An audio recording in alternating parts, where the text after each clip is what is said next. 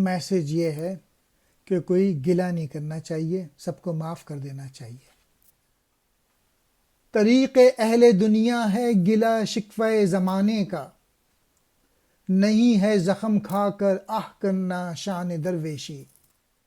یہ نکتہ پیر دانا نے مجھے خلوت میں سمجھایا کہ ہے ضبط فغاں شیری فغاں روبائی و میشی۔ علامہ اقبال کہہ رہے ہیں جو کہ دنیا دار لوگ ہوتے ہیں ان کا طریقہ یہ ہوتا ہے کہ وہ زمانے کا شکوہ و شکایت کرتے رہتے ہیں، کمپلین کرتے رہتے ہیں، لیکن جو کہ درویش لوگ ہوتے ہیں وہ زمانے کے زخم کھا کے دکھ کھا کے بھی اسے خدا کی رضا سمجھ کے برداشت کرتے ہیں۔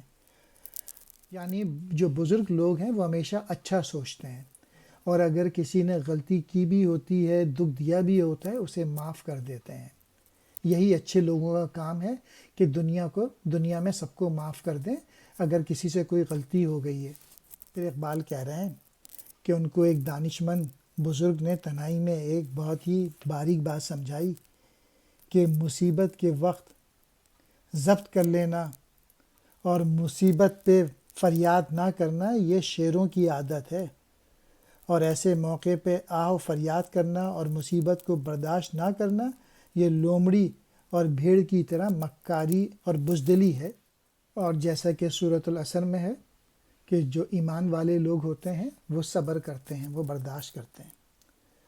ضبط کہتے ہیں روکنا۔ طریق اہل دنیا، دنیا والوں کا طریقہ کار یا انداز۔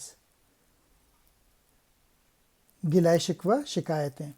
شان درویشی فقیری کی شان، نکتہ گہری بات۔ پیر دانا عقل مند بزرگ۔ خلوت کہتے ہیں تنہائی۔ ضبط فغاں آہ کو روکنا۔ شیری دلیری کو کہتے ہیں، بہادری کو۔ روبائی مکاری۔ میشی بزدلی۔